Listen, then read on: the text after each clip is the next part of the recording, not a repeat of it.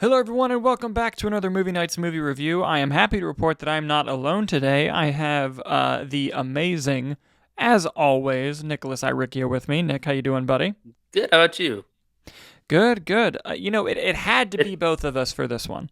been It, better after this movie, honestly. yeah, oh yeah. This one we had to do together. hmm Uh, By the way, soon, guys, if you like kind of the current setup that we're doing, the roundtable will be back sometime in January. We don't know when exactly yet, but it will be, and it'll be super fun. We can't wait to do all that. So here's a little tease for you. But for now, Nicholas, I want to start with you. Thoughts on Kraven the Hunter? Not good. Um, no, I mean, I think the casting of Aaron Taylor Johnson was a step in the right direction, but I think ultimately the movie's just a jumbled mess of nothing. I think like halfway through the movie, I leaned over to you. I'm like, is there a plot happening right now?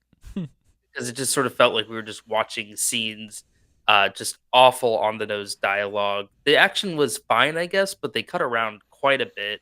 The actors, all really good actors in this movie, who just could not deliver this dialogue with any sort of seriousness. Rhino just does not work. We need to stop that. Um, yeah, yeah, I'm I mean, I mean, that's a hated good it. answer. Good answer.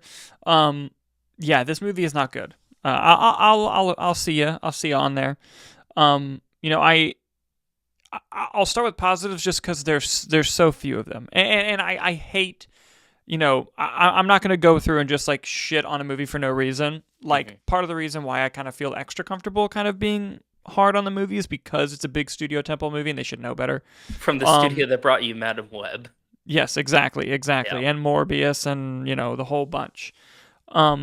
What I will say is I liked most of the action in the film. I'm a big fan of the R rating. I think they should have made Venom and Morbius R rated films, so it was nice to see an actual R rating come in with the violence, particularly. I enjoyed that. I had some fun. There were a couple scenes with Aaron Taylor Johnson where he's being like a 90s cheesy one liner, like movie hero character. And I'm like, I enjoyed this for what it is. I'm not sure if it's quite Kraven, but I enjoy like for what this part is. And I think that where the movie tried at least was with the relationship between Kraven, his brother, and his father. Yeah. I think the execution was quite bad, but at least like you could see in the story, like okay, they were going for something here, like something was trying to happen here, hmm and unfortunately, just man, the execution was just garbage. Like it's shocking to know that like Sony can just kind of do this so consistently too. It's you almost have to hand it to them. Like Yeah. how consistently they're able to pull this off with producing these really bad It's films. like they're trying to taint the Marvel brand for some reason. Yeah, They're like, well, we're gonna fuck all of the villains, so you have slim pickings here. yeah, and part of it is because they want to keep those Spider-Man rights, and part of it is I'm sure they had potential, and like when Venom makes $800 million, the first one around that, I think it was 700 actually. hmm Sony's like, well, we can just do that again, and they never quite got there. And each Venom movie saw diminishing returns. They were clearly the most successful. But going back to this film, going back to Craven, like Madam Web, you can tell, and Morbius, you can tell at some point this movie was not that bad. Like whether it was at like a script phase or a principal photography phase, at some point the movie was fine. And then there was a decision to make it not fine. Obviously not intentionally, but Sony's hmm obviously a very big studio. They're known for having a lot of input on their tentpole IP projects, and you can kind of feel those fingerprints all over the place in Morbius, Madame Web, and this film, but a lot in this film particularly. They Um, they panic and they pivot too hard. yes, that's a Is great way of really a lot of the describing it. case of it, And this movie got delayed what, a year Yeah, for reshoots, and this is still the final product that they gave out. Like that's just insane. yeah, no, it is insane, and I'll dive into the movie more here. Ariana DeBose plays Calypso in this movie. I love Ariana DeBose as an actress, by the way. I thought she completely deserved her Oscar in West Side Story. I thought that, wow, the movie ISS earlier this year wasn't that great. I thought she was really good in it. she's really bad in the movie, and most of it is not her fault. Some of it is. Most of it is like the script she's dealing with is just so garbage. Like it's really unbelievable. And there had to be some rewrites that happened on this thing, and I can't prove this because we were talking about this like outside the theater. I can't prove this. I don't know for sure. I feel like her scenes were done in additional photography reshoots. Yeah, I mean, she doesn't interact with anyone besides Kraven. Yes, and whenever she's in a situation where Kraven's not there, she's clearly green screened. Like when she's at her work office, or when she goes to a funeral towards the beginning of the film. Yeah, and like she's clearly cut out, and so it makes me wonder if she was an addition. And I think another thing that added that was, we're not going to go into really deep spoilers, just what's been marketed. In the first trailer for Kraven, it heavily implied that the lion blood was going to give him his powers. And while that's still part of it, not how he gets his powers. And I feel like that was an addition, and I feel like maybe all of her scenes may have been an addition. And again, could be completely wrong. She could have been there from the beginning. It just was a feeling that I had. But the fact that I had those feelings, it could point them out, just goes to show the poor quality of the movie, because that's where my mind was going, rather than be focused on the story. And even if it's not true, the fact that it looks like it could be, is just a testament to the badness of the movie. Yeah, and just wasting Rhino. I mean, like I said, Rhino, I just don't think could be done. Yeah, and just wasting Chameleon. Yeah. Who's one that I've personally been excited to see on the screen in a long time. And then I found out, like, I think last week, I was like, wait, that's who this character is? And I got a little excited, even though, I mean, my anticipation for Kraven wasn't really that, like, oh, this is going to be great. You know, I kind of felt like they were going to botch it, but just the execution of even Chameleon was just terrible. Yeah. Yeah, no, that actor's solid. I mean, he was really good in Gladiator too, I thought, and I agree. Earlier this year, and I was like, he was great in Thelma. What is going on here? Yeah, no, it's just fascinating, you know, and, you know, more kind of going into the bad. You mentioned earlier plot. What plot? It barely exists. The movie kind of starts. You get like I actually thought the opening was quite cool. I understand why they released the first 8 minutes, but then you get like a 40-minute flashback without Aaron Taylor Johnson, and it's not intercut and telling like a story that connects the past and the future. It's just here's his origin story, but instead of a whole movie origin, we're just going to do like the rest of the first act here. And it was an odd choice for pacing. The movie's paced horribly, by the way. Yeah. And, you know, you also have just horrific dialogue that's just terrible. And most of the bad dialogue was ADR, which means they went in and made worse lines somehow. Choice. Yeah, and like Madam Web, except the ADR in Madam Web was worse because they didn't even try to match stuff up, or if people were talking on screen. And this one, they at least tried to cover it. It didn't always work, but sometimes even halfway through a character's line, you could tell it switches to ADR, and it's like they didn't even mix the sound that well to like hide the fact that it was ADR. But I mean, even just the vocal thing, like, so for example, Chameleon, the brother, when he's a kid, like he mimics people's voices, right? Sings a little bit at one point. It's very clearly just the audio of Russell Crowe. It's very clearly the audio of what was the song that he sang? Harry Styles. And they like cover it because he like kind of talks like this in his chest. And you're like, that's just a choice, I guess. Like the syncing just didn't match to me. Yeah. No, you're completely right. And you could tell it was just off. Like and that's hit my mic. But that's just a bit annoying. Like as a film watcher. And then you have other elements of the film. The cinematography is very bland. There's not really that many visually interesting images in the movie. The CGI is pretty bad. The action was decent, but they cut so much into it. Like it. Yeah. I was trying to figure out where we were at a lot of the time.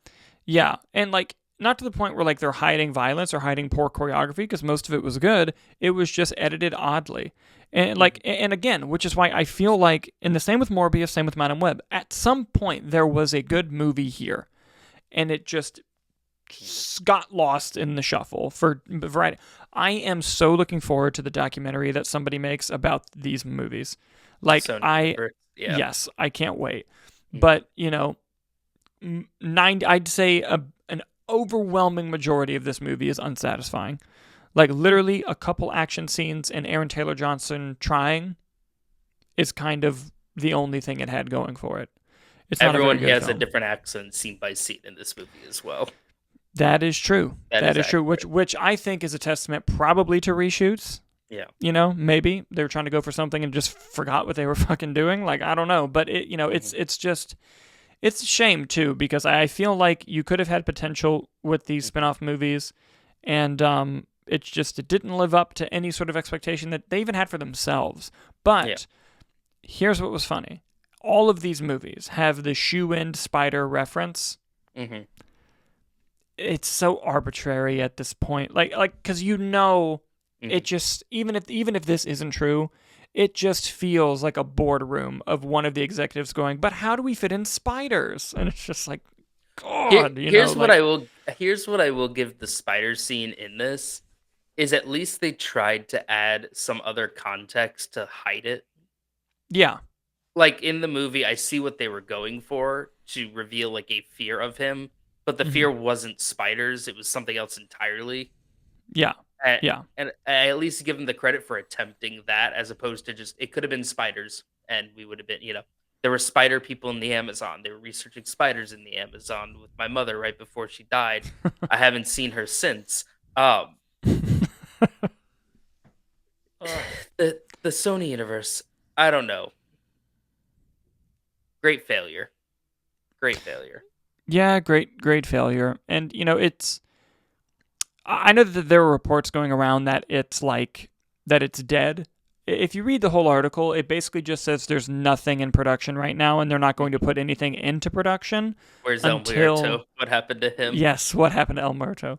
But they're not going to put anything into production until they kind of get a handle on... They said they're going to hire all new quality control people and things, which just hire good filmmakers.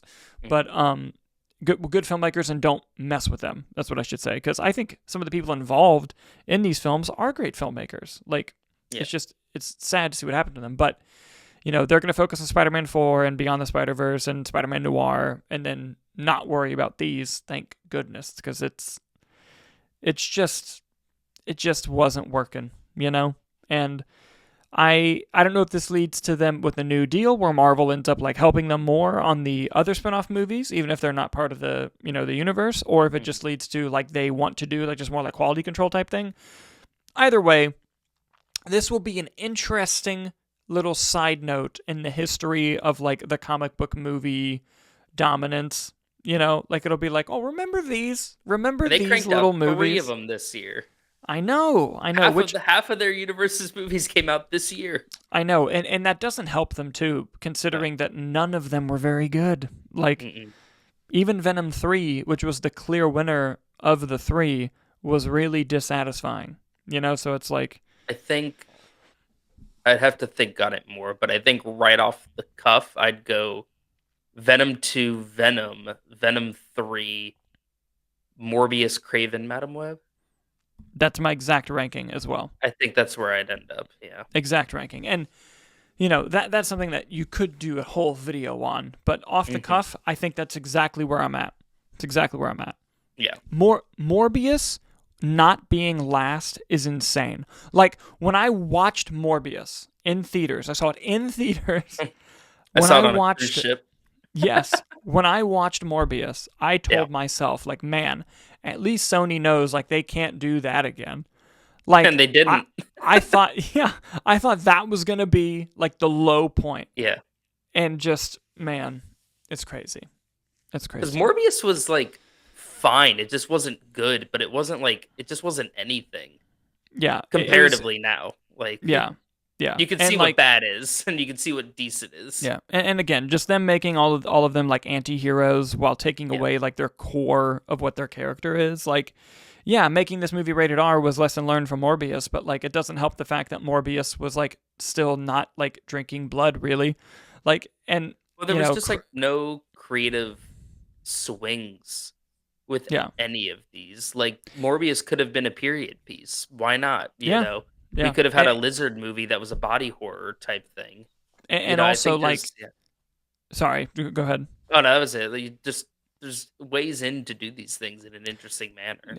Yeah, and I was gonna say with Kraven, like they obviously changed the origin of the character to be more of a animal rights kind of conservationist, like someone who's for animal rights, and he hunts men and bad people. Interesting take on the character. Not done well in the movie. No.